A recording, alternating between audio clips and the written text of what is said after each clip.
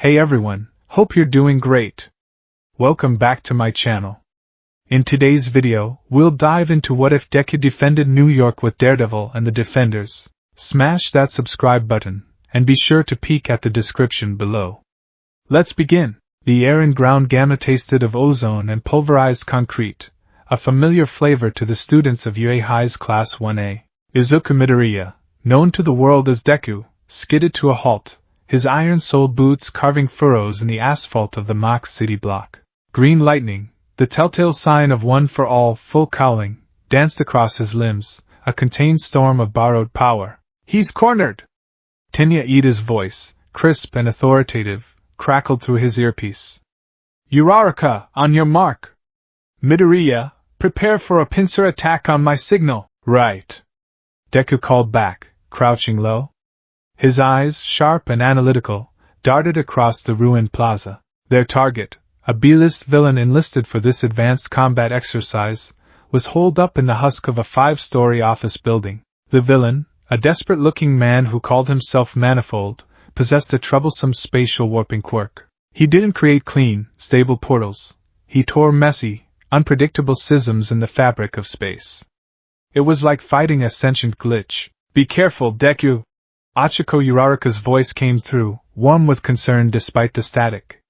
His last warp nearly took my arm off at the shoulder.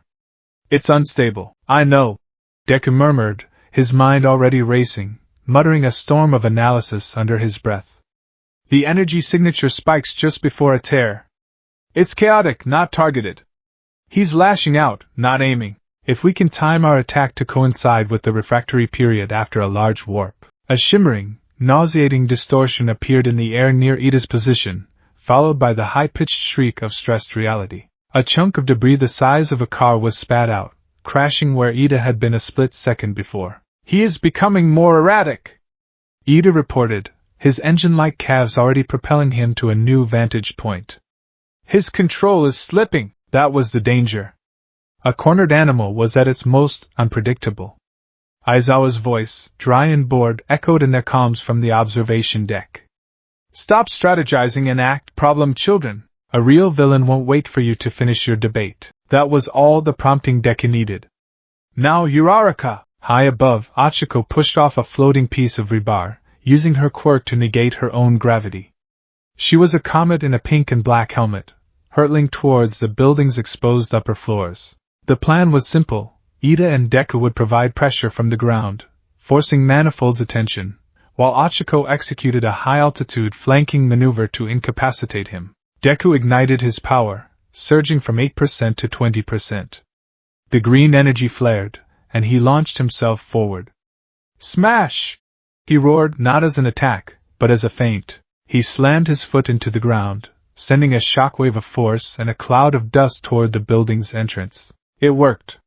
A panicked shriek came from within, followed by the violent tearing sound of Manifold's quirk.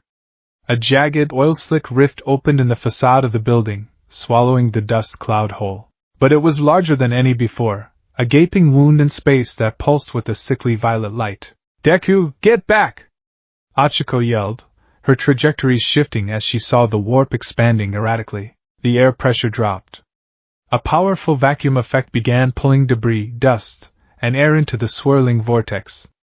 Manifold screamed from inside, a sound of pure terror.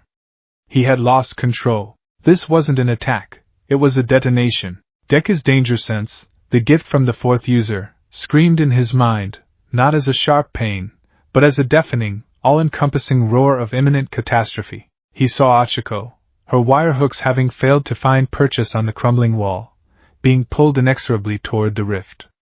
Ida was too far away to reach her. There was no time for a plan. No time for analysis.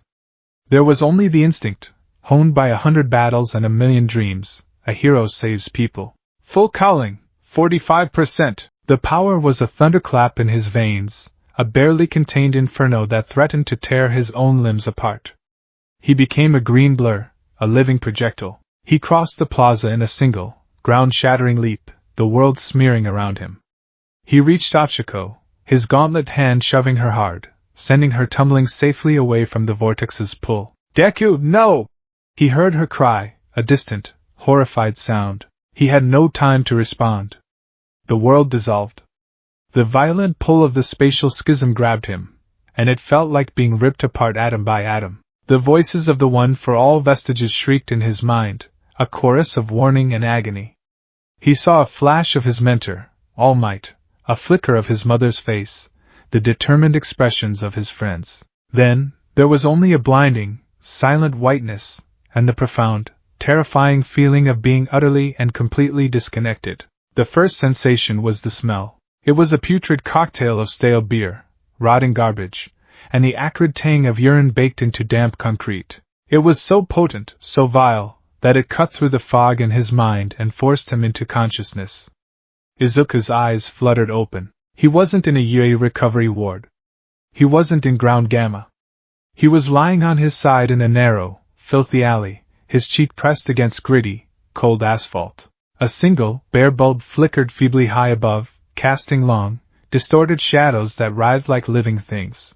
Rainwater, thick with grime, trickled from a rusted pipe, dripping with a monotonous plink-plank-plunk into a puddle of iridescent filth. Wah! He rasped, his throat raw. He pushed himself up, his muscles screaming in protest. His body felt heavy, bruised all over, as if he'd been run over by a truck. He looked down at himself. His hero costume, the beloved gamma suit, was in tatters. The right arm was shredded, the composite plating cracked and peeling away. A long gash ran across his chest, and his cowl was completely gone, leaving his green-black hair matted with something sticky and unpleasant. He reached for one for all, a subconscious act of reassurance. The power was there, but it felt wrong. The familiar, roaring bonfire of energy that lived in his core was now a distant, flickering campfire. The connection to the vestiges, usually a low thrum of presence in the back of his mind, was silent. It was like trying to listen to a radio through a mile of static and lead. The power was still his, but it felt muted, estranged. Alien, panic, cold and sharp, began to prickle at the edges of his mind. Okay, stay calm," he muttered, his voice trembling. He pushed his analytical mind to the forefront, a defense mechanism against the rising tide of fear. Villain attack. Manifold's quirk. It was a transportational warp. I must be in another city, or a different part of Japan. He staggered to his feet, using the damp brick wall for support, and limped towards the mouth of the alley. The sounds were wrong, too. The distant, cheerful hum of a technologically advanced Japanese city was replaced by a cacophony of blaring horns, the guttural roar of different kinds of engines, and the incessant wail of a strange, two-toned siren that seemed to echo from every direction at once. He emerged from the alley and the world hit him like a physical blow. He stood before a street canyon of towering brick and stone buildings, their facades stained with decades of grime. Rusted fire escapes zigzagged up their sides like iron skeletons. The sky above was not the clear blue he was used to, but a bruised, purplish gray, suffocated by a low-hanging blanket of light pollution. The air was thick and heavy, tasting of exhaust fumes and dampness. The vibrant, almost comic book colors of his world were gone, replaced by a palette of muted browns, grays, and dirty reds. It was as if the saturation of reality itself had been turned down. People bustled past him on the sidewalk, a diverse sea of faces, none of whom gave him more than a cursory, wary glance. Their clothes were different. Their languages, a jumble of English and Spanish, were a stark contrast to his native Japanese. A yellow car, boxy and strange, honked aggressively as it swerved around a pothole. A newsstand on the corner caught his eye. He stumbled towards it, his heart pounding a frantic rhythm against his ribs. The papers were in English, but the masthead was clear, printed in a bold, Gothic font, the Daily Bugle. And below it, the date. It was the same day, the same year. His hands shook as he scanned the headlines. There was no mention of All Might, Endeavor, or any pro-hero. No articles about the latest quirk regulations or villain attacks. Instead, the front page was dominated by a grainy photo of a man in a red and blue suit swinging between buildings, with the headline screaming, "Spider-Man Menace or Masked Marvel?" Another story spoke of a billionaire philanthropist Tony Stark, and a third about political tensions in a country called Sokovia. The realization crashed down on him with the force of a 1,000-ton weight. This wasn't just another city. This wasn't even his Japan. This was another world entirely. He was alone. The world began to spin. The sounds of the city faded into a dull roar. He stumbled back, his breath catching in his throat, the weight of his absolute, terrifying isolation threatening to crush him. He was a hero without a society that recognized heroes. A student without a school. A boy without a home. The sun had long since set, dragging the city from its dreary gray into a stark, unforgiving blackness punctuated by the neon glare of bar signs and the cold, white light of street lamps. Deku had spent hours wandering in a daze, sticking to the shadows, his tattered costume drawing suspicious and fearful stares. He had tried asking for help, approaching a police officer, but his frantic, broken English about quirks and "Yui-hi" had only earned him a stern warning to move along before I call the psych ward. He was now in a neighborhood the street signs called Hell's Kitchen. The name felt appropriate. The air here was even heavier, thick with the smell of fried food, stale alcohol, and a pervasive, underlying scent of despair. The buildings seemed to lean in on each other, and the shadows in the alleyways were deeper, colder. It was in one of these alleys that he saw it. A woman, clutching a worn purse to her chest, was backed against a graffiti-covered wall by two large, brutish men. One of them held a grimy length of pipe. The other, the leader by his sneering confidence, twirled a small, wicked-looking knife. This wasn't like the villain attacks he was used to. There was no grandstanding, no flashy display of power. This was ugly, predatory, and brutally simple. "Come on, lady, just make it easy," the man with the knife rasped, his voice a low growl. "The purse. The watch. Or we start getting creative." The woman shook her head, tears streaming down her face. "Please, it's all I have, that's the point." The man with the pipe chuckled, a harsh, grating sound. Deku's exhaustion, his fear, his despair, it all vanished, burned away by the white-hot fire of his core instinct. He didn't think about the fact that his power felt strange. He didn't think about being in another world. He saw someone in trouble. That was all that mattered. He stepped out of the shadows at the alley's entrance, his posture shifting into a familiar fighting stance. The tattered remains of his costume suddenly felt less like rags and more like a uniform. "Stop right there!" he yelled, his voice echoing in the narrow space. It came out stronger than he expected, laced with an authority he didn't feel. The two thugs turned, their expressions shifting from predatory glee to surprised annoyance. They took in his appearance, the wild green hair, the ridiculous, to them, remnants of a costume, the freckled face of a teenager. "What the hell is this?" the knife wielder sneered. "Did a comic convention just let out? Beat it, kid, before you get hurt." Deku's eyes hardened. He could feel the low thrum of one for all, weak as it was, answering his call. He didn't need much. "Just enough. I won't ask again," he said, his voice dropping. "Let her go." The man with the pipe laughed, and took a step forward. "Or what, you gonna cry on us?" Deku moved. He channeled a mere 5% of one for all into his legs and right arm. To him, it was a fraction of his strength, a controlled burst. To this world, it was a cataclysm. The asphalt beneath his feet cracked with a sound like a pistol shot as he launched himself forward. He wasn't just fast. He was a silent, green-tinged blur that closed the 10-foot gap in less than a heartbeat. The thug with the pipe was still mid-laugh, his brain not even having processed Deku's movement. When Deku's fist connected with his stomach, he didn't yell. He didn't scream.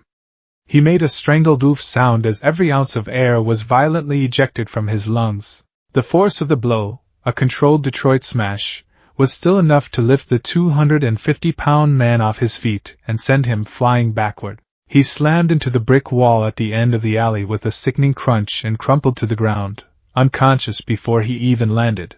A sudden, powerful gust of wind ripped through the alley, sending trash and loose paper swirling into the air.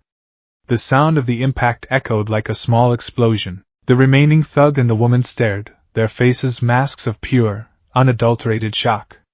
The man's jaw hung open, the knife clattering from his nerveless fingers. He looked from his fallen comrade to the boy standing before him, a faint green energy now visibly crackling around his fist. This wasn't a kid in a costume. This was something else. Something impossible. What are you? He stammered, scrambling backward. Deku, his adrenaline still pumping, took a step forward. He's just unconscious, he said, trying to sound reassuring, but his voice was tight. He looked at the terrified woman. Are you okay, ma'am? His question was her breaking point. The fear she'd felt for the muggers transferred seamlessly to her savior. This boy who moved like a phantom and hit like a freight train was just as unnatural, just as terrifying. She screamed. It was a raw, piercing shriek of terror. She didn't thank him. She scrambled away from him, clutching her purse, and fled the alley, sobbing. Freak! Get away from me, you freak! Deku stood frozen, his hands still outstretched. The green lightning around his fist sputtered and died. The word hit him harder than any punch. Freak. In his world, he would have been cheered. A news crew might have shown up. He would have been a hero. Here he was a monster. The second thug, seeing his chance, didn't try to fight. He crab-walked backward, then scrambled to his feet and sprinted out of the alley as if the devil himself were on his heels. Deku was left alone in the sudden, ringing silence, standing over the unconscious body of one man, feared by the two he had just saved. The cold reality of his situation settled into his bones. This world wasn't just different. It was hostile to everything he was. High above the grime and despair of Hell's Kitchen, a different kind of guardian kept watch. Matt Murdock sat in stillness on the ledge of a stone gargoyle, the cold night air a balm on his skin. He wasn't wearing the suit, not yet. He was just Matt, listening to the heartbeat of his city. To him, the world was not dark.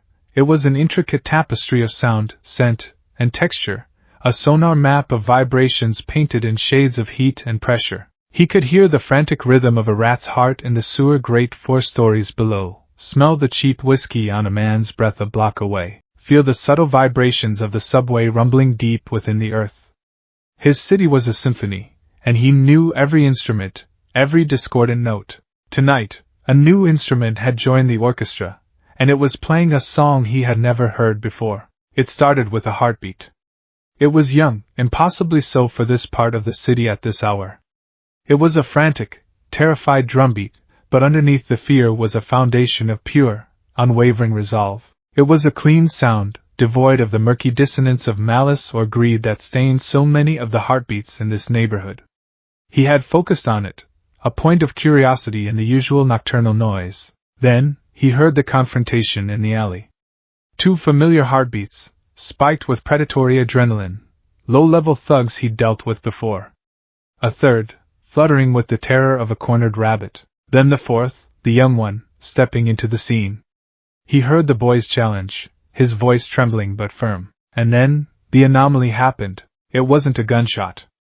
A gunshot was a sharp, percussive crack followed by the whine of a bullet. This was different. It started with a low hum that vibrated in Matt's bones, a sound like a high-voltage power line being brought to life. It was accompanied by a strange crackle, like intense static electricity, that made the hairs on his arms stand up. Then came the boom. It wasn't an explosion.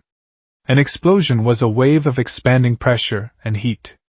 This was a sonic boom in miniature, a violent displacement of air that was sharp, focused, and utterly unnatural. It overloaded his senses for a split second, a deafening shriek of sound and pressure that was gone as quickly as it came. He heard the sickening impact of a body hitting a brick wall, the sound of bone giving way. He heard the clatter of a dropped knife, the woman's scream of terror, a fear now directed not at her attackers, but at the boy. He heard her panicked, retreating footsteps, and the other thug's desperate flight. Matt stood, his head tilted, analyzing the impossible sensory data. It wasn't technological. It lacked the telltale hum of Stark tech or hammer weaponry. It wasn't mystical, not like the silent energy of the iron fist or the cloying, death-scented chi of the hand. It was something else. Something biological. Something powerful.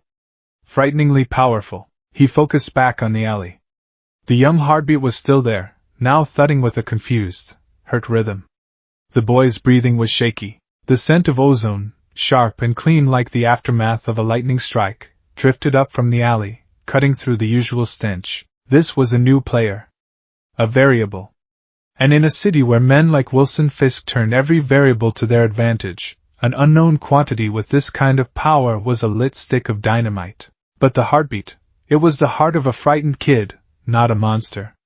A kid who had just tried to do the right thing and had been called a freak for his trouble. Matt knew that kind of pain. He made his decision. This anomaly needed to be understood, contained. He couldn't let a power like that wander his city unchecked, a beacon for every predator hiding in the shadows. He had to know what it was, who it was, and whether it was a threat or something else. He slipped back into the shadows of his rooftop access point. The soft rustle of fabric, the click of armor pieces locking into place, the feel of the cool, horned cowl settling over his face. When he emerged again onto the ledge, he was no longer Matt Murdock, the blind lawyer. He was the devil of Hell's Kitchen, and he was going hunting. The alley was a cold, silent tomb. The echoes of the woman's scream and the fleeing mugger's panicked footsteps had faded, leaving Izuku Midoriya in a profound and chilling stillness. He stood over the unconscious form of the man he'd struck, the faint green energy of one for all having long since dissipated, taking with it the last vestiges of his adrenaline-fueled resolve. All that remained was a deep, bone-aching weariness, and the bitter taste of the woman's fear. Freak. The word looped in his mind, a venomous counterpoint to the encouraging words of All Might that usually served as his internal monologue. He had saved her. In his world, that was the beginning and end of the equation. But here, the equation itself was different, written in a language he didn't understand. The answer he'd gotten was not gratitude, but terror. With a heavy sigh, he knelt beside the downed man. His training kicked in, a familiar sequence in a sea of terrifying unknowns. He checked the man's pulse, strong and steady. He checked his breathing, shallow, but regular. He had hit him in the solar plexus, a non-lethal incapacitating blow, but the impact with the wall had been unplanned. He ran his fingers gently along the back of the man's head. No obvious signs of severe trauma, thank goodness. He was just a thug, a criminal, but he was still a person. Deku's first duty was to preserve life, even a life dedicated to harming others. He couldn't just leave him here. What if he had a concussion? What was the protocol in this world? He looked up and down the empty street. The emergency number he knew was useless. He had no phone, no money, no identification. He was a ghost in a tattered green suit. The only logical course of action was the most painful one. He had to disappear. Leaving the scene was a violation of hero ethics in his world, but staying here, a powerful, unidentified anomaly, would only cause more panic and draw more unwanted attention. With a pained grimace, he pushed himself up and slipped back into the deepest shadows of the alley, melting away into the urban labyrinth. For the next several hours, Deku was a phantom. He moved through the city's underbelly, a world of forgotten alleyways, abandoned lots, and fire escapes that groaned under his weight. He learned quickly. He learned that the bright, bustling streets were a danger zone for someone who looked like him. The shadows were his only sanctuary. His mind, a relentless engine of analysis, began to work through his panic. Observation 1. This world has powered individuals.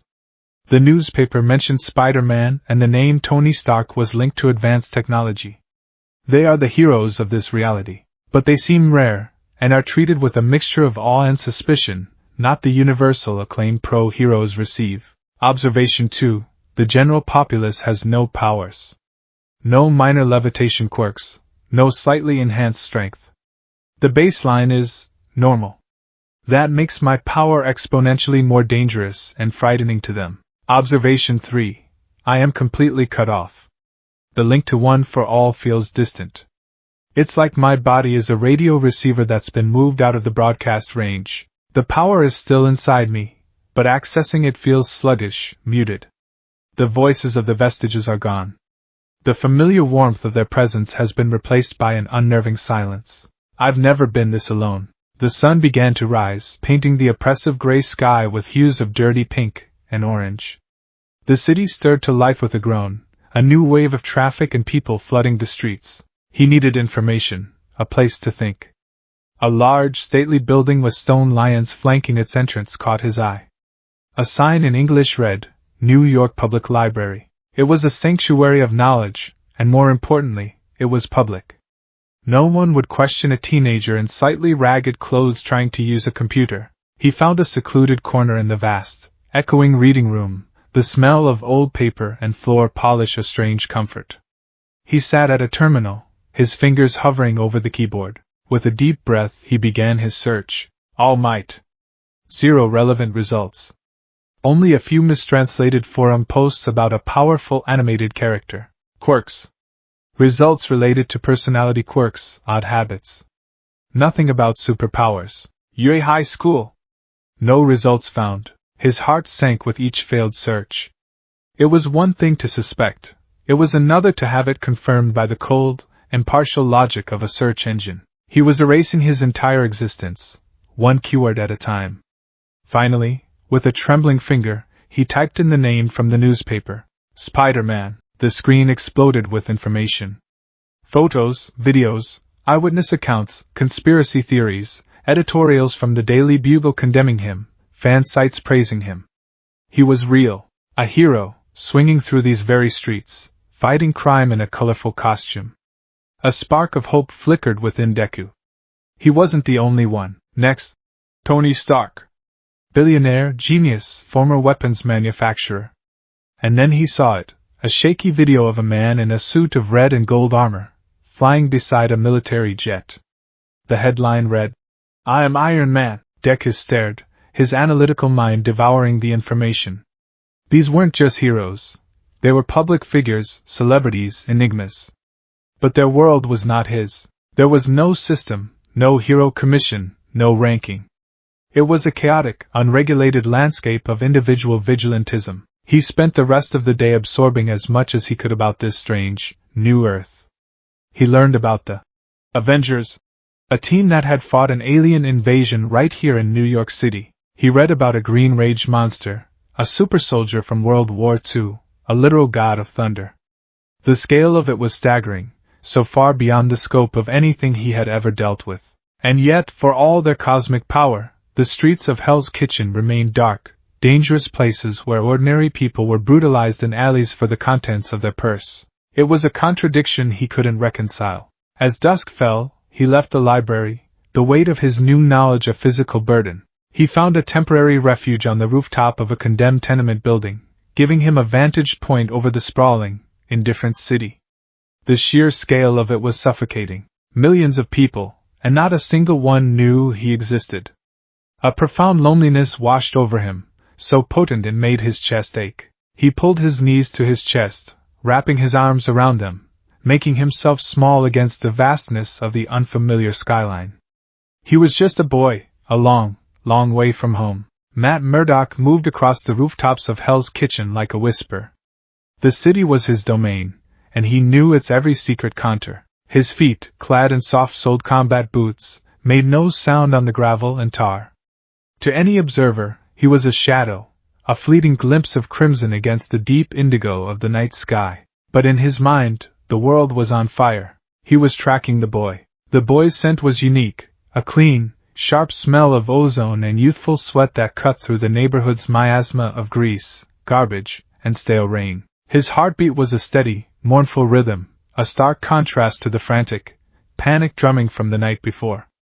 It was the sound of a deep, soul-crushing sadness. He had followed the boy's trail from the alley to the library, listening from a nearby rooftop as the boy's heart rate spiked and fell with each new search query. He couldn't know what the boy was reading, but he could hear the dawning horror in his pulse, the sharp intake of breath that spoke of a world crumbling. Now, the boy was stationary, huddled on a rooftop 5 blocks east.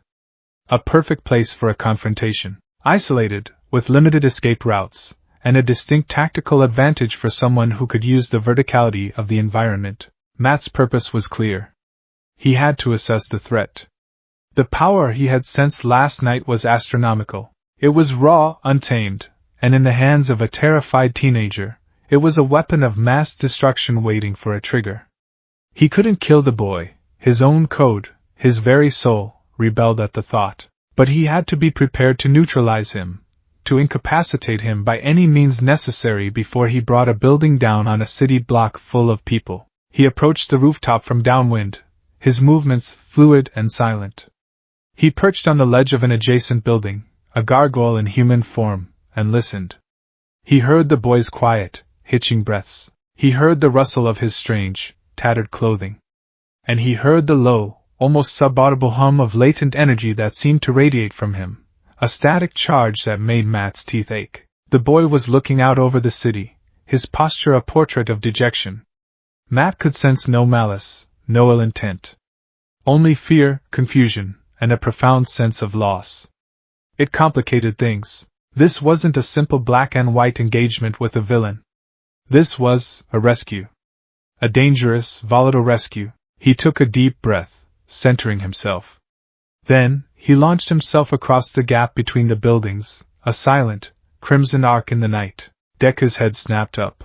A sudden, sharp tingling sensation had erupted at the base of his skull. It was danger sense. Faint, muted, like a shout heard through a thick wall, but it was unmistakably there. It wasn't the overwhelming roar from the battle with Manifold. It was a specific, directional warning. Above.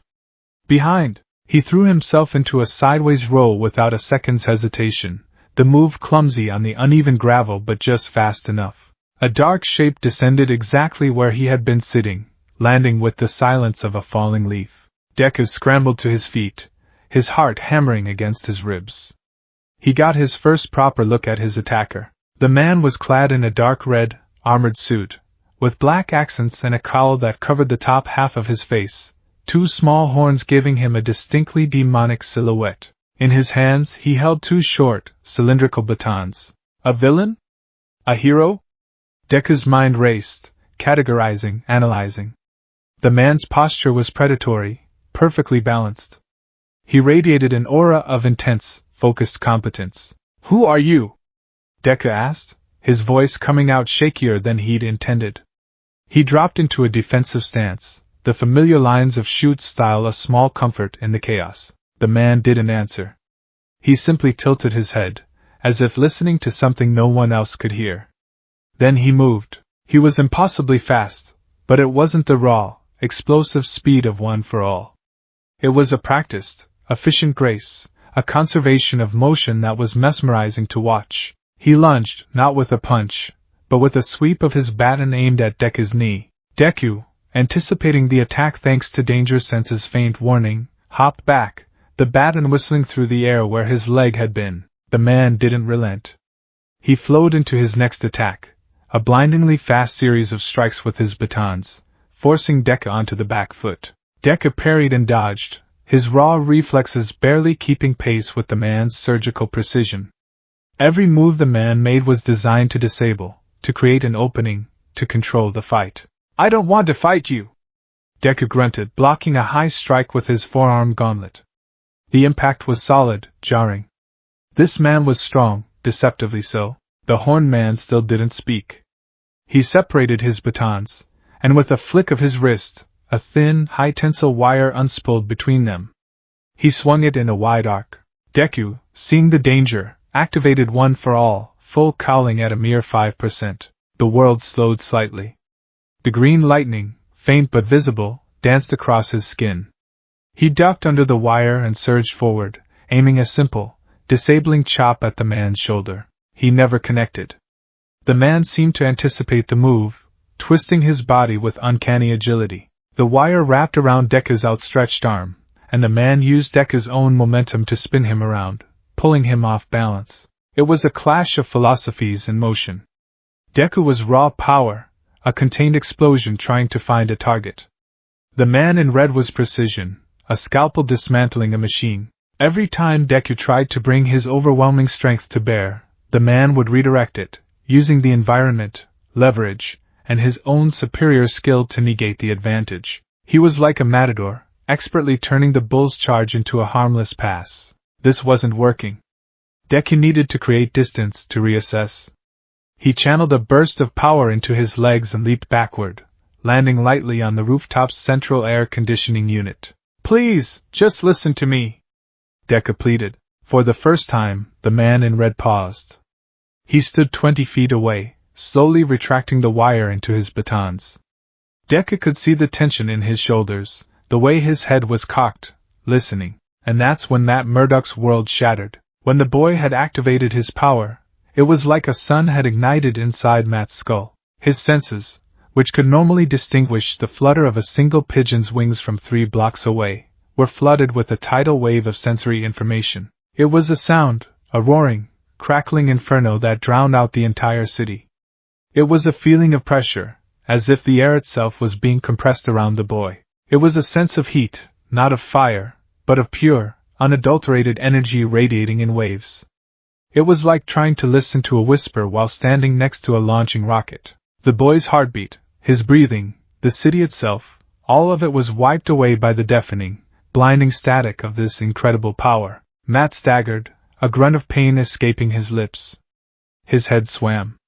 This was infinitely more potent than he had even imagined. The boy wasn't just powerful, he was a living star. And he was holding back. Matt could feel it.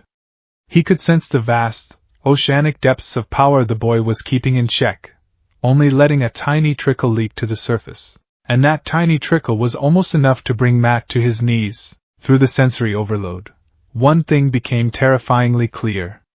If this boy decided to cut loose, if he unleashed even half of what Matt could feel simmering beneath his skin, there was nothing he could do to stop him. He wouldn't just be beaten. He would be vaporized. He had to end this. Now, he pushed through the pain, his own resolve hardening. He launched his billy club.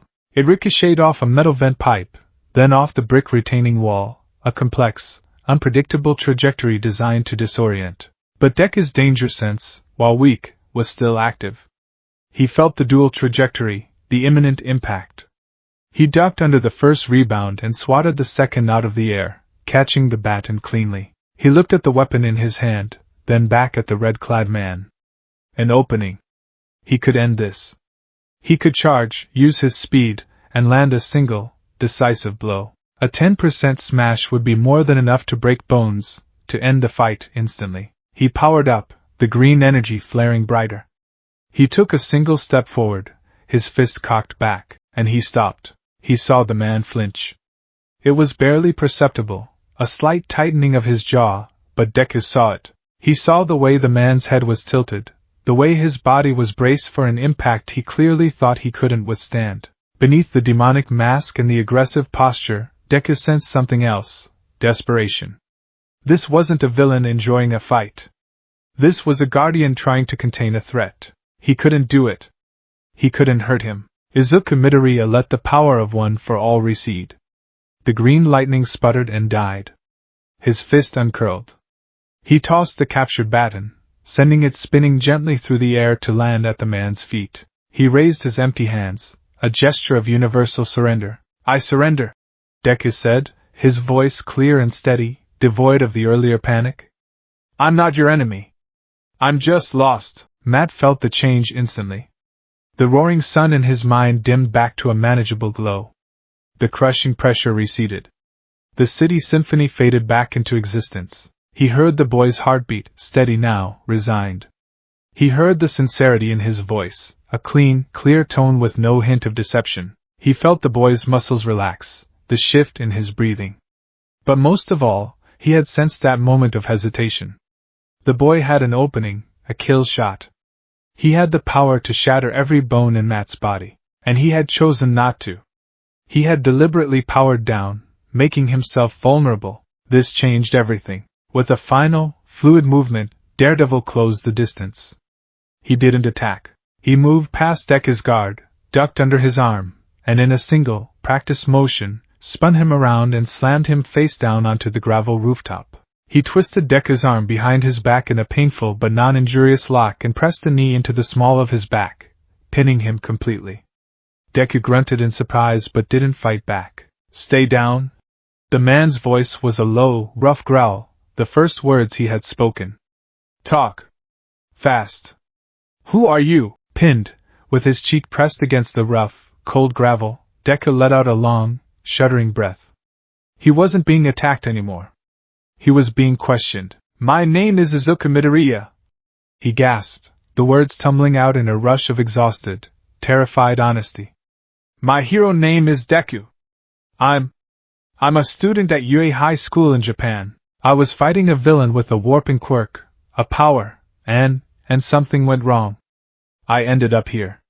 I think I'm in another world. Matt listened, not just to the words, but to the frantic, terrified rhythm of the boy's heart. It was a wild, unbelievable story. It sounded like the ramblings of a lunatic, but the boy's heart was playing a song of pure, unadulterated truth. He believed every single word he was saying, and after fighting alongside a god from Asgard and battling an ancient clan of immortal ninjas, who was Matt Murdock to say what was impossible? He eased the pressure on the boy's back but didn't release him. The power radiating from him was still a concern, a sleeping giant that the boy could barely control. This city, it chews up people like you, kid, Daredevil growled, his voice losing some of its edge, replaced by a grim weariness.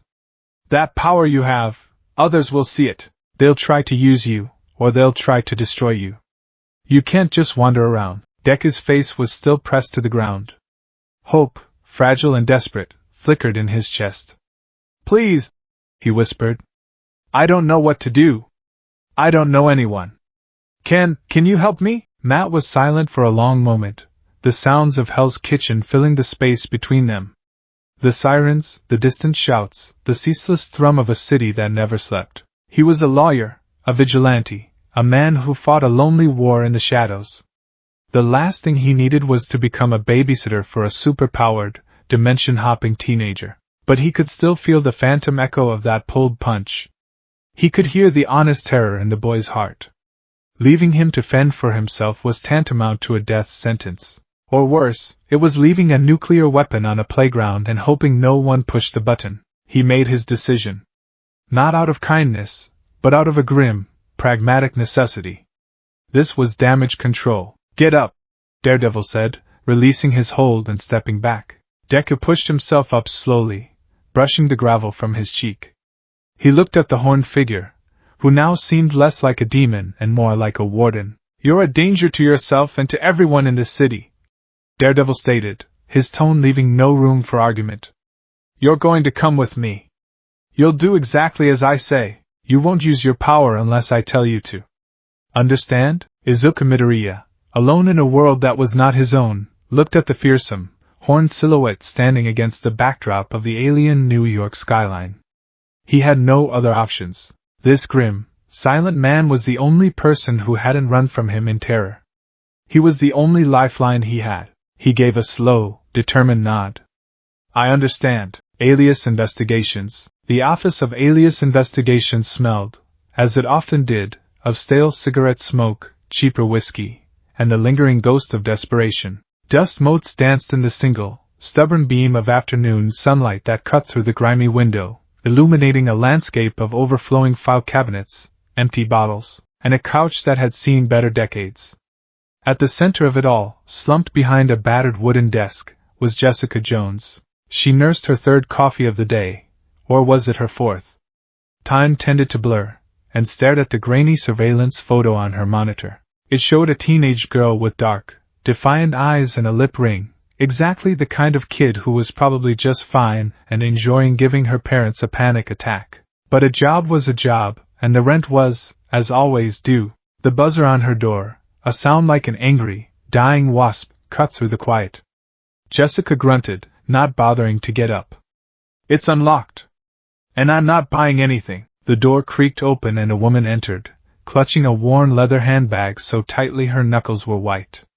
She was in her late 40s, with worry lines etched deep around her eyes and mouth. Her clothes were neat but worn, the uniform of a woman who worked hard for every dollar and was currently watching them all disappear. This was Elena Morales, Jessica's client. Ms. Jones? She asked, her voice trembling. Did you find anything? Jessica leaned back in her chair, the springs groaning in protest. Your daughter, Sophia, wasn't at school. Her friends haven't seen her in 2 days. The boyfriend, the one with the neck tattoo you hate so much, swears he dropped her off 2 blocks from your apartment Tuesday night. His alibi is garbage, but he seems more stupid than malicious. She took a swig of her coffee. So far, it sounds like a standard-issue teenage runaway. She'll be back in a week smelling of cheap weed and regret. Mrs. Morales shook her head, fresh tears welling in her eyes. No. Not Sophia. She's a good girl. She's moody, yes, she fights with me, but she wouldn't just leave. She would never miss her shift at the diner. She's saving for community college, Jessica sighed. She hated this part. The hope. It was always the hope that got ground into the dirt first in the city, but something in the mother's certainty pricked at the calloused edges of Jessica's professional cynicism. Okay, she said, her tone softening a fraction. Let's assume you're right. Let's assume she didn't run. That means someone took her. Was she involved in anything? Drugs? Gangs? Never. Mrs. Morales insisted, shaking her head vehemently. She's quiet. She likes books. Strange books. About history, old myths. She spent all her free time at the library. That was a new wrinkle. Not the usual profile. Jessica straightened up, her interest genuinely piqued. Okay. I'll keep digging. I'm heading back to her neighborhood now, see if anyone saw anything on the night she disappeared. After the woman left, leaving behind the heavy silence of her grief, Jessica grabbed her leather jacket. This case was starting to feel weird. Kids who liked myth history books didn't just vanish off the face of the earth. She had a gnawing feeling in her gut, the same one she got right before a case went from bad to significantly, irrevocably worse. Her investigation took her to a dimly lit stretch of road in the industrial district bordering Hell's Kitchen. It was a wasteland of shuttered factories and graffiti-scarred brick walls. She interviewed a homeless man who slept in a nearby doorway, a guy named Al who had a memory for details sharpened by years of watching the world from the sidelines. Yeah, I saw the girl, Al rasped, accepting the $10 bill Jessica offered. Walking right down the street. Tuesday night. But there were others. Following her, Jessica's senses sharpened. Others? What did they look like, dressed in black? All of them. Moved weird, you know? Quiet. Too quiet. Like ghosts. They didn't talk. They just surrounded her. She didn't even scream. 1 minute she was there, the next, they were all gone, tucking her into that old Kikoman factory over there. He pointed a grimy finger at a massive, derelict brick building at the end of the block, its windows boarded up, its faded red logo peeling off the wall. Did you see a symbol? Jessica asked, a hunch forming. Red maybe? Like a weird handprint? Al's eyes widened slightly. Nah. Nothing like that. Just on the door. They painted something new. Looked like a snake eating its own tail, kinda, an Ouroboros. A symbol of infinity, of cycles. Not the hand's usual mark, but it was just as cultish. Just as weird. Jessica stared at the factory, a grim fortress of silence and decay. Her gut feeling was screaming now. This wasn't a kidnapping for ransom.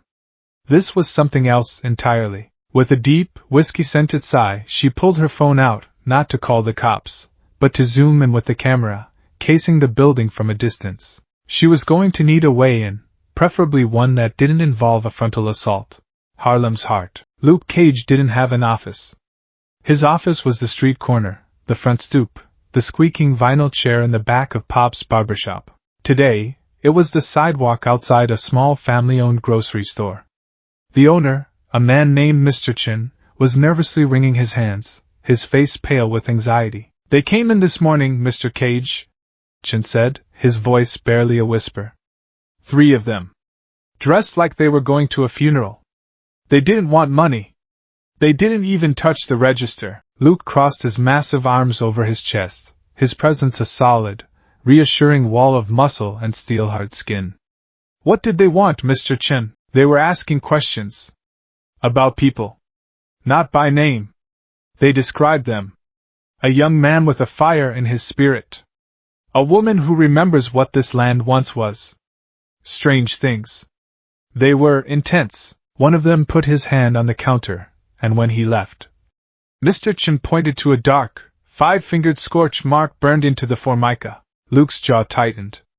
This was the 3rd report like this in 2 days. A tailor on the next block, a baker near the river. Same story, silent, black-clad figures asking bizarre, cryptic questions and leaving behind a palpable aura of menace. It was the hand. He recognized the scent of their particular brand of sanctimonious violence. They were usually more subtle, operating in the shadows, but this was different. This was bold. Aggressive. It felt like they were rounding people up. They're getting sloppy, Luke murmured to himself. Or they don't care who sees them. What should I do? Mr. Chen asked, his eyes wide with fear. You keep your doors locked and call me if you see them again, Luke said, his voice a low, reassuring rumble. I'll handle this. He walked down the street, the sun glinting off his bald head. This was his neighborhood. He had bled for it, fought for it, and made it a promise that as long as he was here, its people would be safe. The Hand's resurgence was a violation of that promise. His investigation was direct and brutal. He found 2 of their low-level soldiers trying to intimidate an old woman who ran a newsstand. Luke didn't bother with questions first. He grabbed one by the throat and lifted him a foot off the ground, his feet kicking uselessly in the air. The other charged, swinging a knife that shattered against Luke's abdomen with a pathetic tink. Luke backhanded the second man, sending him crashing into a pile of trash cans. He turned his attention back to the one he was holding. You're a long way from home, Luke said, his voice dangerously calm. Your bosses are getting loud. I want to know why. I want to know where you're setting up shop. The ninja, his face pale under his mask, just sneered, a flicker of fanaticism in his eyes. You cannot stop the inevitable. The 5 fingers are closing. Wrong answer, Luke said. He tightened his grip, and the man's eyes bulged. He wasn't going to kill him, but the fear of a crushed windpipe was a powerful truth serum. The ninja finally broke, gasping for air. A factory, south of here, an old soy sauce place. We gathered the chosen there, for the master. Luke dropped him. The man crumpled to the ground, choking and sputtering. Luke looked south, his expression hard as granite. A soy sauce factory? It was time to shut down this little party before it got started. He wasn't going to sneak. He wasn't going to investigate. He was going to walk up to the front door and knock it off its hinges.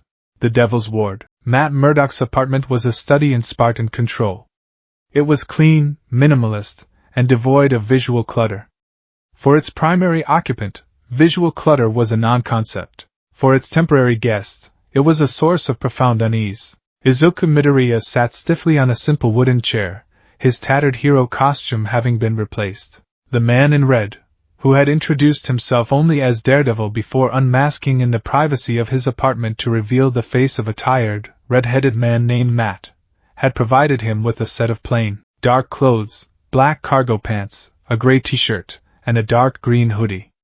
To complete the ensemble, he'd been given a simple black face mask, the kind one might wear to fend off the cold. It felt less like a disguise and more like an erasure of his identity. You'll wear this when we go out, Matt had said, his tone leaving no room for debate. Your face and hair are too recognizable. You stand out. In this city, standing out gets you killed. Deku clutched the rough fabric of the hoodie. He watched Matt move about the apartment with a strange, unnerving grace. The man was blind, Deku had realized with a jolt of shock, yet he navigated the space flawlessly. He poured himself a glass of water without spilling a drop, his fingers hovering over the rim to gauge the level. He tracked Deku's position in the room not with his eyes, but with a constant, subtle turn of his head, as if listening to the vibrations of his every movement. His senses must be incredibly enhanced, Deku mused, his analytical mind kicking into gear despite his anxiety. A quirk? Or something else? He relies on sound, maybe changes in air pressure. That's how he fought me. He wasn't reacting to what he saw, but to what he heard me about to do. The sound of my muscles tensing, the crackle of my energy. Stop muttering, Matt said, not even turning around. It sent a chill down Deku's spine. Sorry, Deku stammered. I was just thinking. Think quietly, Matt replied, turning to face him. His eyes, hidden behind dark red glasses, were unnervingly focused. We have a problem. The activity I've been tracking has escalated. A death cult I've dealt with before. They called themselves the Hand. He gave Deku the condensed version.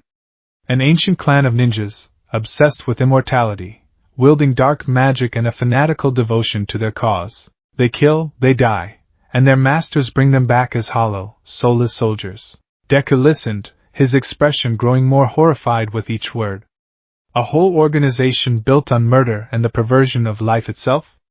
It was a concept so fundamentally evil it defied his understanding. But why? Deku asked, his voice small. What do they gain? Power. Control. Eternal life for their leaders. They see death as an inconvenience, Matt said grimly. And right now, they're gathering people from across the city, abducting them for some kind of ritual. My sources have pinpointed their base of operations, a defunct factory in the industrial district. Deku straightened up, a flicker of his heroic spirit igniting. Then we have to stop them. We have to save those people. I have to stop them, Matt corrected, his voice sharp. You are a liability. A weapon I don't know how to aim. You will come with me. You will stay on the rooftops. You will provide observation only. You will not engage. You will not use your power. Is that clear? The command stung, but Deku understood the logic. He was a stranger here, a force of nature in a world of delicate balances. A single misstep on his part could have catastrophic consequences. He pulled the hood of his sweatshirt up and tied the black mask over his nose and mouth, his bright, determined green eyes the only part of his familiar face still visible. It's clear, he said, his voice muffled but firm. With that, Matt nodded and headed for the reinforced closet where he kept his real suit. The time for talking was over. The devil was going to work. The convergence. The Kikoman factory loomed against the twilight sky like a forgotten beast. Its red brick walls were dark with age and soot, and a profound silence hung over it, a silence that felt heavy and unnatural. Jessica Jones was the first to arrive. She crouched behind a rusted-out pickup truck across the street, her powerful legs coiled like a spring. Through her telephoto lens, she scanned the building. No guards on the perimeter. No obvious security. It was either abandoned or they were supremely confident. Her money was on the latter. She was looking for an unboarded window, a weak point in the roof, anything to avoid the front door, when a mountain in a yellow t-shirt walked into her line of sight. Luke Cage strode down the middle of the street like he owned it, his hands shoved casually in his pockets. He didn't even break stride as he reached the massive, chain-locked factory doors. Jessica lowered her phone, her eyebrows raised. Well, so much for stealth. Luke reared back his fist. He wasn't a detective, he was a solution. High above, on the rooftop of an adjacent warehouse, two figures watched the scene unfold. Wait! Daredevil commanded, his hand on Deku's shoulder. Deku watched, his eyes wide, as the big man on the street below prepared to punch his way in. He could sense the man's power, a feeling of immense density and resilience. Before Luke's fists could connect, another figure landed silently on the street between him and the door.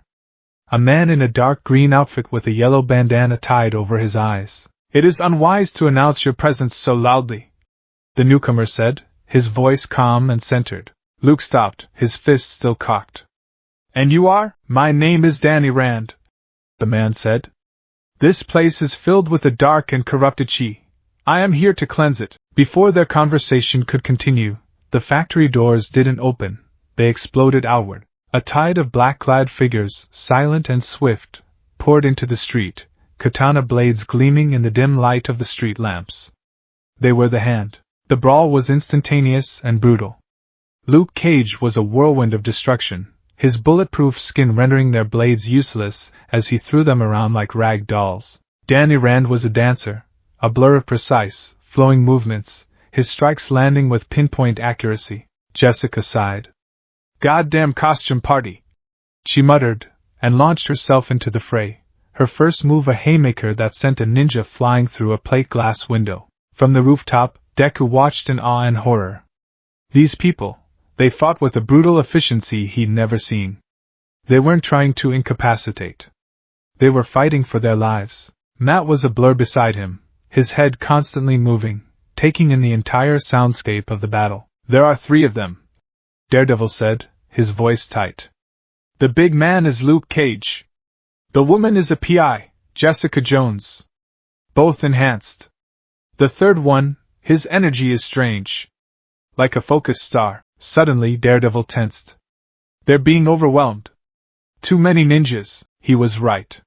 For every ninja they took down, 2 more seemed to materialize from the shadows. Jessica was starting to tire, her movements becoming sloppier. Even Luke was being hampered, the ninjas using chains and ropes to try and entangle and immobilize him. Danny was holding his own, but he was a single point of light in a sea of darkness. A group of 5 ninjas broke off, surrounding Jessica. She punched one so hard his sternum cracked, but another slashed at her back with a poisoned blade, drawing a pained gasp. That was the trigger. Deku saw her stumble. He saw the blades rising for a final, fatal blow. Aizawa's training, All Might's lessons, Matt's direct order, it all went out the window. All that was left was the core, unshakable programming of his soul. A hero saves people. I have to help, he yelled. No! Stay here! Matt commanded, already preparing to launch himself into the fight. But Deku was already gone. He didn't leap. He detonated. He activated One for All, full cowling at 15%, a controlled but overwhelming burst. To the combatants below, it was as if a bolt of green lightning had struck the rooftop. The air crackled with an audible hum of power. A sudden, violent gust of wind tore through the street as he launched himself off the roof. He was a green comet, a blur of motion that defied physics. He landed in the center of the street with a ground-shaking impact that cracked the asphalt, sending spiderwebs of fissures radiating outward. He landed in a perfect crouch between the ninjas and Jessica Jones. Everyone, Luke, Jessica, Danny, Daredevil, and every single-hand ninja, froze. The fight came to a dead, silent halt. They stared at the newcomer. A kid in a dark hoodie and a face mask, his body wreathed in a terrifying, beautiful emerald lightning. The sheer, raw power radiating from him was a physical force, pressing in on them, making the air feel thick and heavy. Luke Cage, a man who could take a shotgun blast to the chest without flinching, felt the hair on his arms stand up. Jessica Jones, who had faced down a mind-controlling sociopath, could only stare, her mouth slightly agape. What the actual? Danny Rand's eyes, even behind his mask, went wide. This wasn't chi. Chi was a river, something to be channeled and focused. This was an ocean, an endless, raging ocean of energy contained within the body of a boy. The ninjas, momentarily stunned, recovered first. The 5 who had surrounded Jessica charged at this new, blindingly bright threat. Deku's mind was crystal clear. Don't kill. Incapacitate. Create space. He saw the incoming attack, his danger sense giving him a split-second premonition. He didn't throw a punch. He didn't kick. He flicked his fingers. Delaware Smash. Air Force. He launched 2 compressed blasts of air, perfectly aimed. They weren't powerful enough to break bone, but they struck the charging ninjas like invisible cannonballs. The ninjas were thrown backward, tumbling end over end to crash in a heap against the factory wall, groaning and clutching their chests, the wind completely knocked out of them. Silence reigned once more. It was absolute. Deku stood up from his crouch, the green lightning still dancing across his frame. He turned to Jessica. Are you okay? He asked, his voice earnest and full of concern. From the shadows of a fire escape, Daredevil landed silently on the street. He looked at the scene, his carefully laid plans in shambles, his secret weapon now revealed to the world, and 3 of the city's most powerful street-level heroes staring at his ward with expressions of pure, unadulterated shock. The factory doors creaked open again, and the deep, resonant sound of a gong echoed from within. More shadows were moving. Reinforcements. We need to go, Daredevil said, his voice a low, urgent command that cut through the stunned silence. Now, the retreat was a chaotic, discordant symphony of motion. Daredevil, a crimson shadow, led the way, his billy club firing a line that snagged on a distant cornice, pulling him up and away from the street.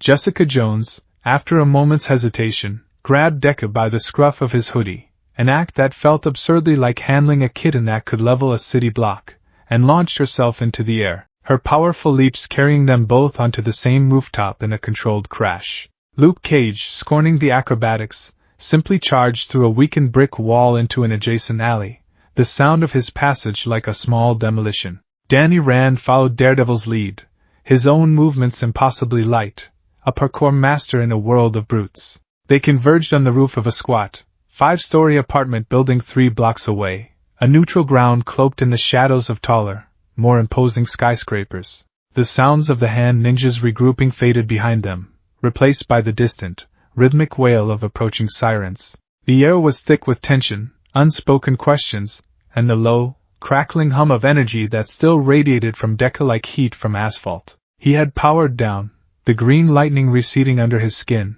but the afterimage of his power seemed to hang in the air, a ghost that had everyone on edge. Luke Cage was the first to break the silence, his voice a low rumble that seemed to vibrate through the rooftop tar. "All right," he said, his arms crossed over his massive chest as he stared directly at Daredevil. "You got a lot of explaining to do, Matt.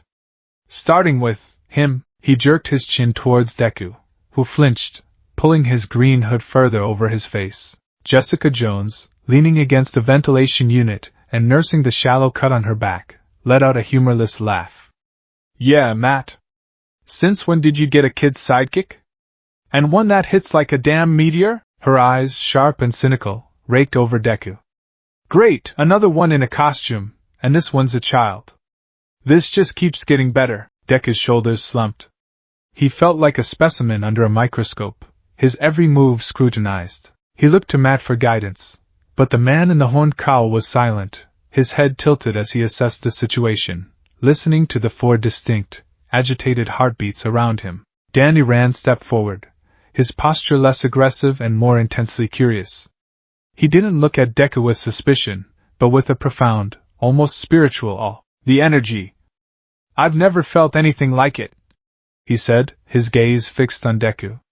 "It is not chi, it's something purer, more elemental. Like the heart of a storm." "Who are you?" All eyes turned to Deku.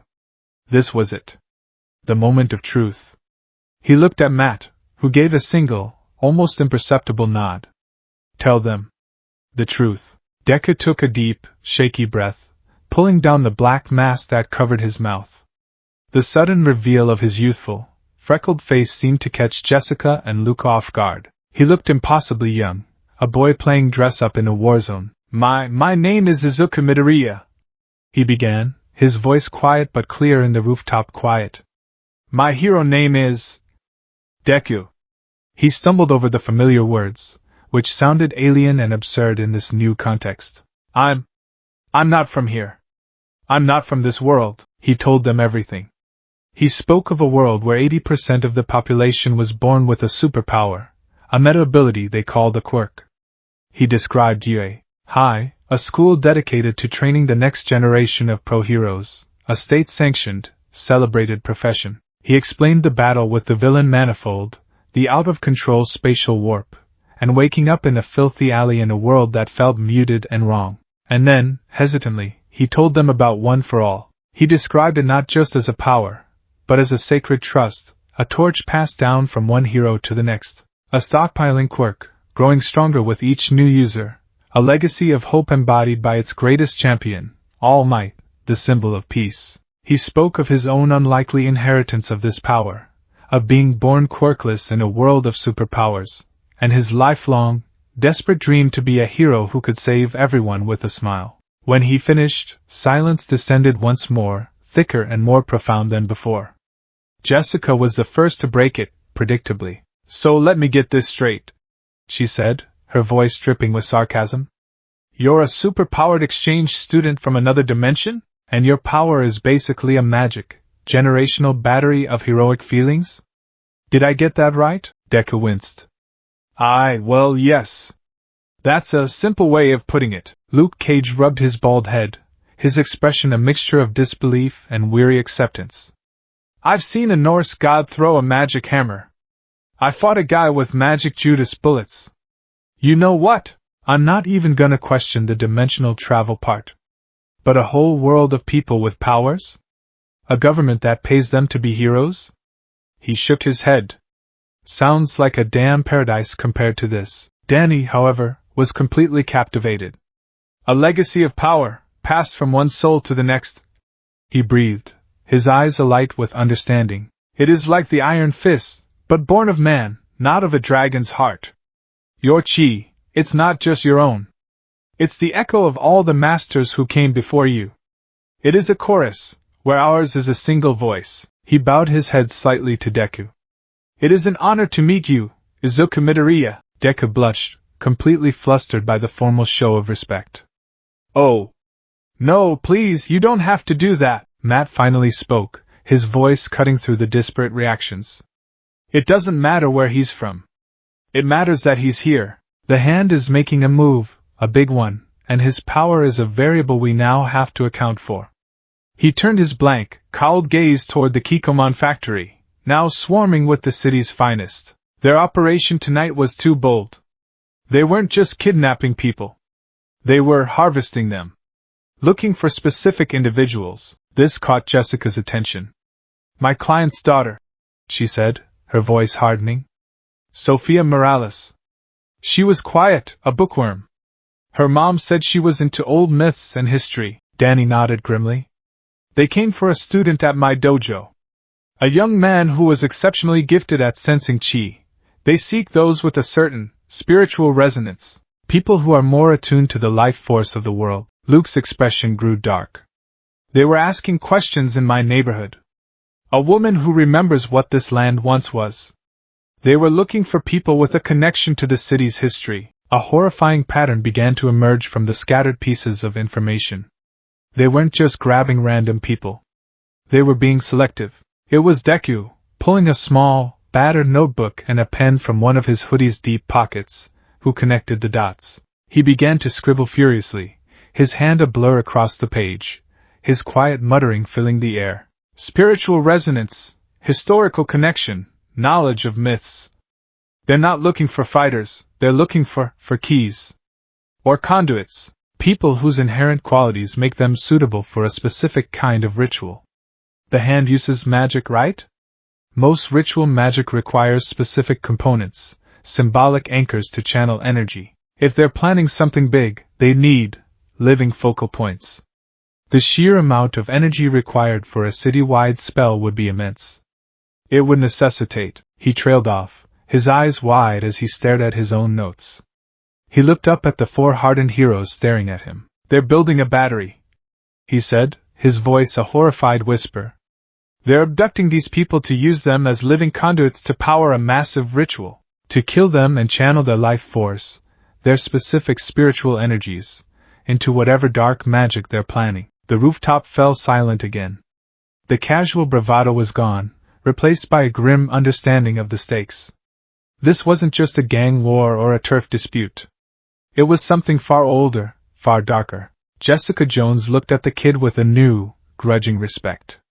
The muttering wasn't just a weird tick, it was the sound of a high-speed analytical engine at work. He'd taken their disparate clues and assembled them into a cohesive, terrifying theory in under a minute. All right, kid, she said, pushing herself off the wall. You're not totally useless. It was the highest praise she was capable of giving, and Deku felt a small, fragile bloom of pride. The question is, what do we do about it? Luke asked, his gaze sweeping over their small, unlikely assembly. We just announce our presence. The front door isn't an option anymore. Then we find a back door, Matt said. And we hit them where they're not expecting it. All of us. He turned his head slightly, his unseen gaze lingering on Deku for a moment. An alliance had been forged, not by choice, but by the undeniable reality of the threat they faced and the impossible power that had just fallen into their laps. The defenders, whether they liked it or not, had a new, temporary member. The next 48 hours were a crash course in a new kind of heroism for Izuku Midoriya. Their ad hoc headquarters became Chikara Dojo. Danny ran serene, minimalist training space in Chinatown. The scent of sandalwood and old wood was a stark contrast to the grit and grime of Hell's Kitchen. While Danny, Luke, and Jessica used their own networks to gather information on the hand's movements, Matt took it upon himself to educate Deku on the realities of their world. That night, he took Deku on patrol. It wasn't the heroic patrol Deku was used to, filled with daring rescues and high-speed chases. This was a slow, creeping crawl through the city's darkest corners. They didn't soar over the skyline. They slunk through alleys that reeked of decay, their feet silent on the fire escapes that clung to the sides of tenement buildings. Matt, or rather Daredevil, was his guide into this urban Hades. "Listen," he commanded as they crouched on a rooftop overlooking a dimly lit apartment window. Deku strained his ears. At first, all he heard was the city's ambient noise. But he tried to focus, to filter the sounds as he imagined Matt must. He heard a television playing, the faint sound of traffic, and then, he heard it. A man's voice, low and slurred with alcohol, laced with a venomous anger.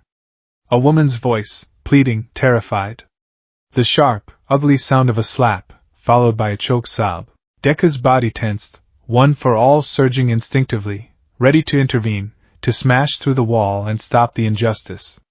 Matt's hand shot out, clamping down on his shoulder like a vice. "No!" Matt's voice was a low growl in his ear. "Not like that!" Before Deku could protest, Matt was gone, a flicker of red dropping into the alley below. Deku watched, his heart pounding, as Matt entered the building through a ground-floor window. He heard a door crash open, the man's surprised, angry shout, a series of quick, brutal sounds of impact, and then silence. A moment later, he heard the woman's quiet, relieved weeping, and the sound of a phone being dialed, her voice whispering.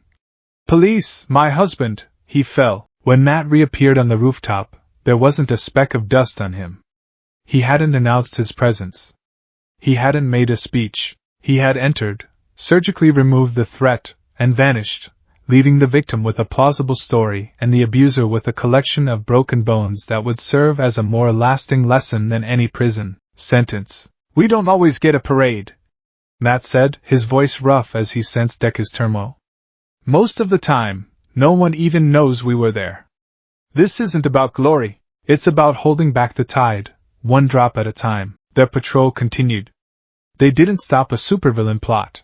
They stopped a mugging by disarming the attacker and melting back into the shadows before the victim even saw them clearly. They broke up a drug deal, not with a flashy smash, but by creating a diversion that drew the attention of a passing police car. They spent 20 minutes perched in the rain, simply watching a known human trafficker's warehouse, gathering information, logging patterns, and waiting for the right moment to strike. It was a slow, grinding, and often thankless war of attrition.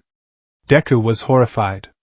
He saw a level of quiet, pervasive, and deeply personal suffering that he had never been exposed to. In his world, villains were a clear and present danger, a monstrous other to be fought. But here, the evil was quieter, more insidious. It was the predator who lived next door, the corruption that festered in the halls of power, the despair that drove good people to do terrible things. The heroes of this world weren't shining symbols. They were janitors of human misery, working in the dark to clean up messes no one else wanted to see. Late that night, as they sat on the edge of a water tower overlooking the glittering, deceptive beauty of the Manhattan skyline, Deku finally voiced the question that had been haunting him. "How do you do it?" he asked, his voice barely a whisper. "How do you fight all of this darkness, and not lose hope? At home we win. We capture the villain, we save the day, and things get better. But here," Matt was silent for a long moment, the horned silhouette of his cowl stark against the city lights. He turned his head, and Deku had the distinct feeling that for the first time, the blind man was truly seeing him. "Who said we win?" Matt's voice was soft, laced with a profound, aching weariness that seemed to settle into Deku's own bones. "We don't win, kid. We lose constantly. We save one person, and another gets hurt a block away. We take down one drug lord, and two more rise up to take his place. The tide always comes back in." He clenched his gloved fists, the leather creaking. "We don't do this because we win. We do it because we have to. Because if we don't, no one will. We are the finger in the dam. The line has to be held, and so we hold it." He stood up, ready to move on. "We don't win," he repeated, the words hanging in the cold night air. "We just hold the line." The words struck Deku with the force of a physical blow. "We just hold the line." It was a philosophy so fundamentally opposed to everything he believed in. All Might didn't just hold the line, he smashed it. He pushed forward, a relentless force for good who single-handedly raised the collective consciousness of his society, who inspired hope simply by existing. Here, hope was a luxury.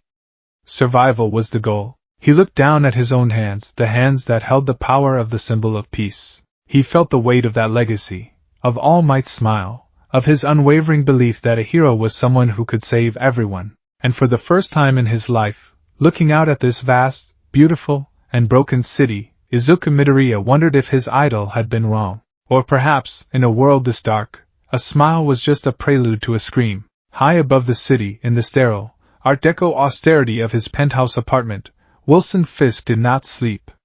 Sleep was a vulnerability, a concession to the frailties of the flesh that he could ill afford. Instead, he stood before a floor-to-ceiling armored window, a monolithic figure in a pristine white suit, looking down upon the city that was his. Every distant siren, every flashing light, every shadow that moved in the canyons of steel and glass below did so under his sufferance. He was not a king who wore a crown. He was the bedrock upon which the city's true power was built, an immovable object of will and ambition. He was also a man who valued order. The chaos currently being sown by the hand was an irritant. They were a ghost from a past he had sought to bury, a mystical anachronism in his meticulously structured world of shell corporations and political puppets. Their fanaticism made them unpredictable, and unpredictability was a variable he could not control. "Wesley," Fisk said, his voice a low, resonant bass that seemed to vibrate in the very air of the room. He did not turn. He didn't need to. James Wesley, his ever-present, ever-efficient consigliere, materialized from the shadows of the room, a tablet in his hand. "Sir, report. The hand's activity has intensified, as you predicted," Wesley began, his tone crisp and professional. "They have been abducting specific civilians across the kitchen and Harlem. No ransom demands, minimal witnesses. Their movements are becoming bolder, more flagrant. It suggests they are nearing the culmination of a plan." Fisk's massive hand gently caressed the head of his diamond-topped cane. "Their desperation makes them sloppy. And Daredevil? He is involved. As are Cage, Jones, and Rand. They've formed a loose, and likely volatile, alliance. They attempted to assault a hand-controlled factory 2 nights ago." Wesley paused, swiping a finger across the tablet. "But there was an unforeseen complication." He turned the tablet to face Fisk. The screen displayed a grainy, zoomed-in piece of security footage from a traffic camera several blocks from the Kikoman factory. The quality was abysmal, but the image was unmistakable. A sudden, blinding flash of emerald light. A figure, wreathed in green lightning, landing with enough force to visibly shake the camera. "An unknown variable," Wesley stated. "Young, judging by his build. Possesses abilities on a scale we have not previously encountered. Light and energy projection, superhuman speed, and a significant concussive force. He single-handedly dispersed the hand assault team and facilitated the others' escape." Fisk stared at the image, his massive frame utterly still. He saw not a hero, not a threat, but a tool. A beautifully crafted, exquisitely powerful, and utterly untempered tool. Daredevil and the others were known quantities. Their moral codes, their weaknesses, their methods, he had files on them all. They were thorns in his side, but predictable ones. This boy, however, this green variable, he was a wild card of immense potential. "He fights with them," Fisk mused, his voice a soft rumble. "He aligns himself with the devil of Hell's Kitchen. This suggests a similar, shall we say, heroic inclination." "It would seem so, sir," Wesley confirmed.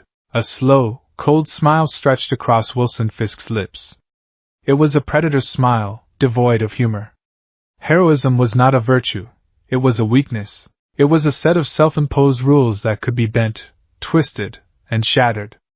A hero's need to protect the innocent was a leash, and Fisk was a master at yanking on such leashes. "The hand is a mystical problem," Fisk declared, turning away from the window at last. "Let the costumed freaks deal with the masked ninjas.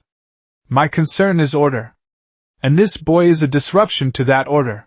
We need to know what he is capable of.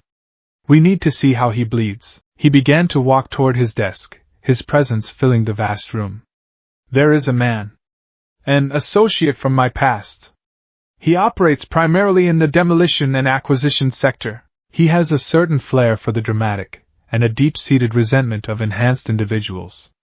His name is Hermann Schultz." Wesley's expression remained impassive, but a flicker of understanding passed through his eyes. Schultz! He's loud, sir. Unsubtle, precisely, Fisk said, settling into his reinforced leather chair. It did not creak. I do not want subtlety. I want a spectacle. I want to test the boy's limits. I want to see how he reacts when the chaos is not directed at him, but at the very people he is so desperate to protect. Offer Mr. Schultz a substantial bonus and a piece of upgraded technology from our R&D department. Give him a target. Not the boy. Something soft. A public space. A hospital. Wesley nodded, already typing into his tablet. And the objective? The objective, Wilson Fisk said, steepling his massive fingers, is to draw the lightning out of the bottle. And see just how brightly it burns before it strikes the ground. Deku felt useless. For 2 days he had been cloistered in Shikara Dojo. The place was an oasis of calm, but it felt like a gilded cage. While Jessica, Luke, and Danny were out on the streets, shaking down informants and chasing down leads on the Hand's inner circle, he was relegated to the sidelines with Matt.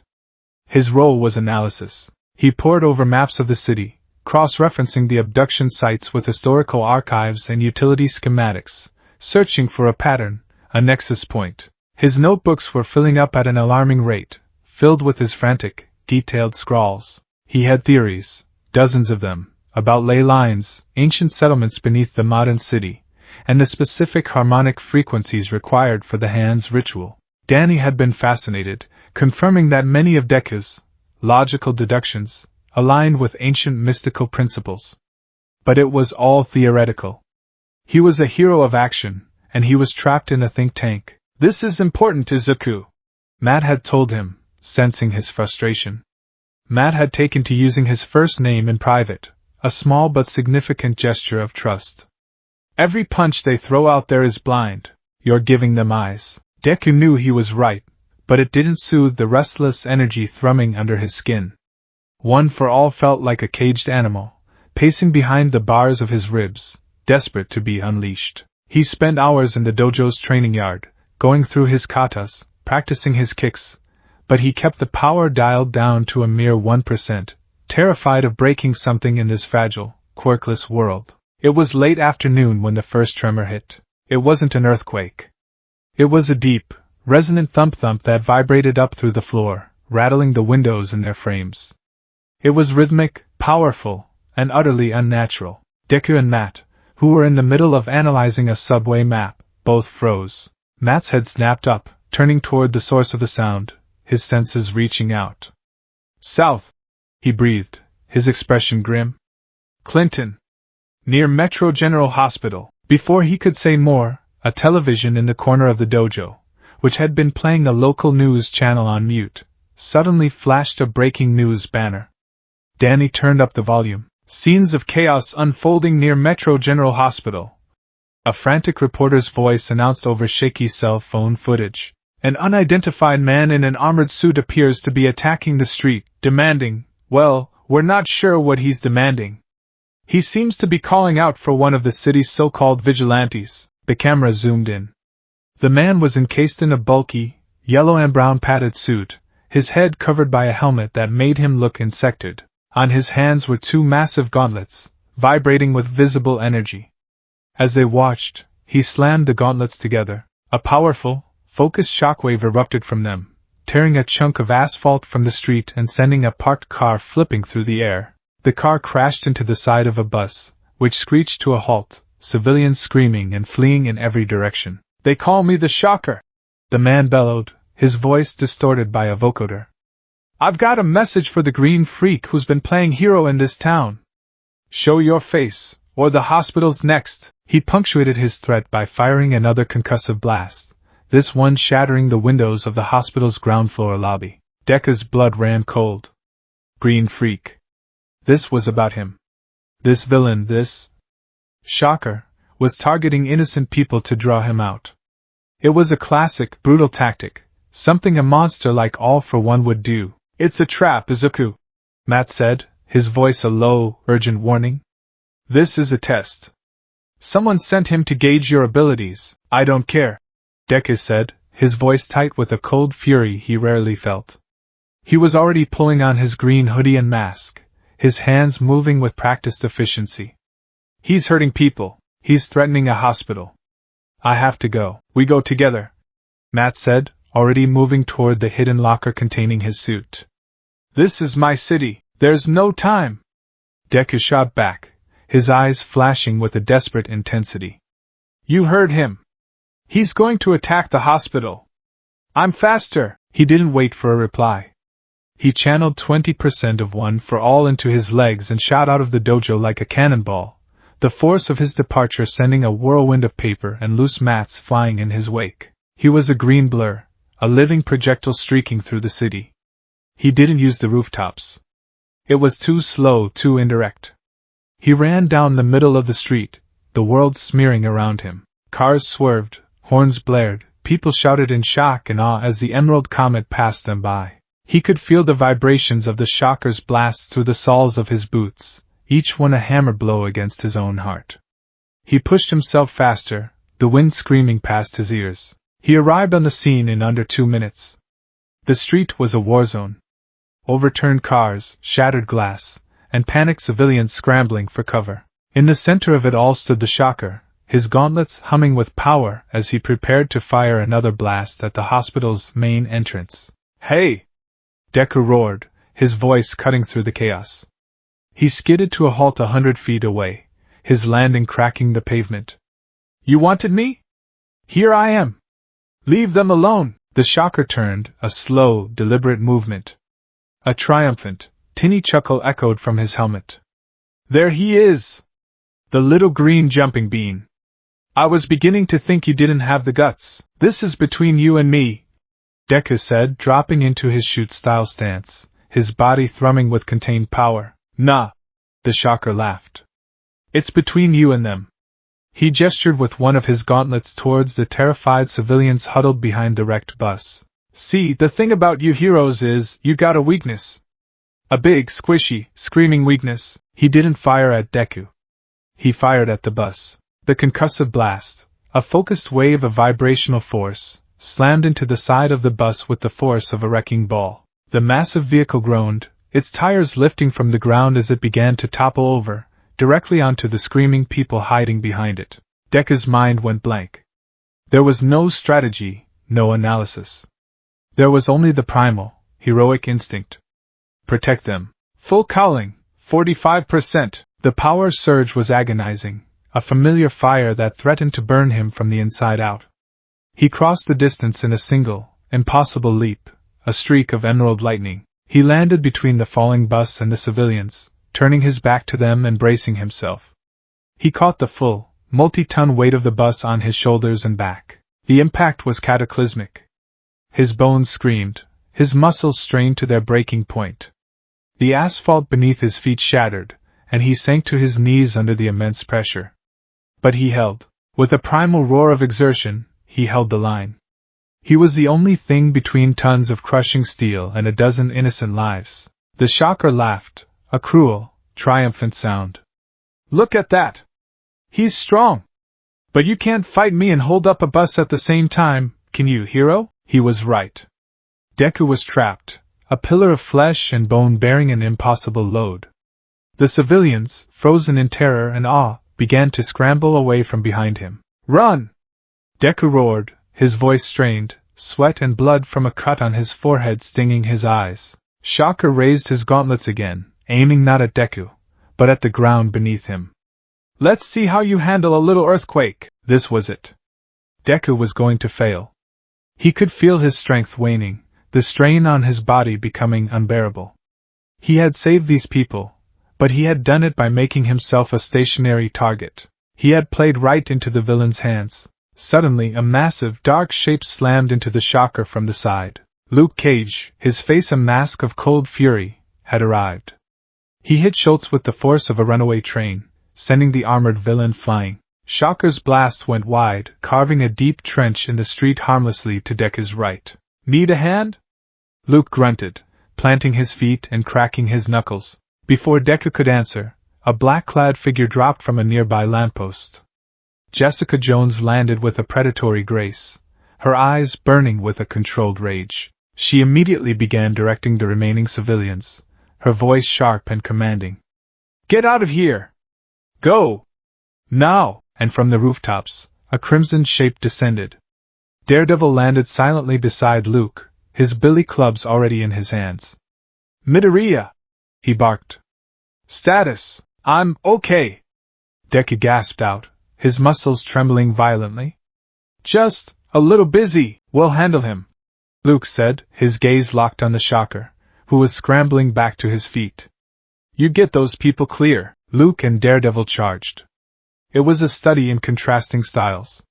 Luke was a juggernaut, a walking battering ram, shrugging off the concussive blasts as if they were mosquito bites and answering with devastating punches. Daredevil was a phantom, weaving between the blasts, using his uncanny senses to predict their trajectory, closing the distance to strike at the suit's joints and weak points with his clubs. Deku focused on his task. With the immediate threat of the shocker gone, he could concentrate. "Everyone back!" he yelled to the last few stragglers. "Further!" Once they were clear, he took a deep, ragged breath. He couldn't just drop the bus. He had to move it. Gritting his teeth, he adjusted his footing, digging his iron-soled boots into the broken asphalt. With a final, desperate surge of one for all, he heaved upward.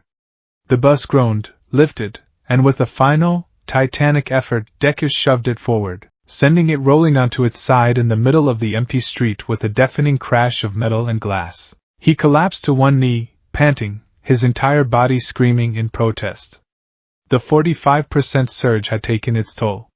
His back felt like it was on fire, and his arms were trembling uncontrollably. He had saved them, but he was spent. He looked up just in time to see the shocker get an opening. He managed to knock Luke back a few feet with a rapid series of point-blank blasts, and as Daredevil moved in, Schultz did something unexpected. He didn't fire at Matt. He fired at the ground directly in front of him. The resulting shockwave turned the pavement into shrapnel, sending chunks of concrete flying. Matt, caught off guard by the tactic, was pelted by the debris. One particularly large piece struck him in the side of the head, sending him stumbling, his senses momentarily scrambled by the percussive chaos. "Matt!" Deku screamed. The shocker saw his chance. His primary target, the boy, was injured and vulnerable. He ignored Luke and leveled both gauntlets at Deku. End of the line, freak! This was a different kind of calculation. Deku was too far away, too injured to dodge. He braced himself for the impact, trying to summon the dregs of his power for a last-ditch defense. But the blast never came. Luke Cage, moving with a speed that defied his size, had closed the distance.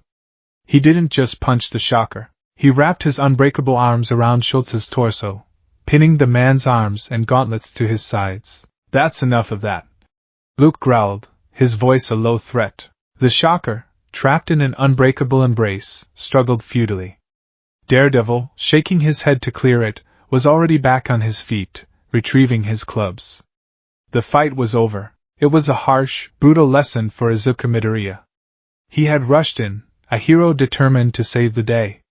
And he had succeeded in saving the civilians. But in his single-minded focus on protection over strategy, he had nearly gotten himself killed.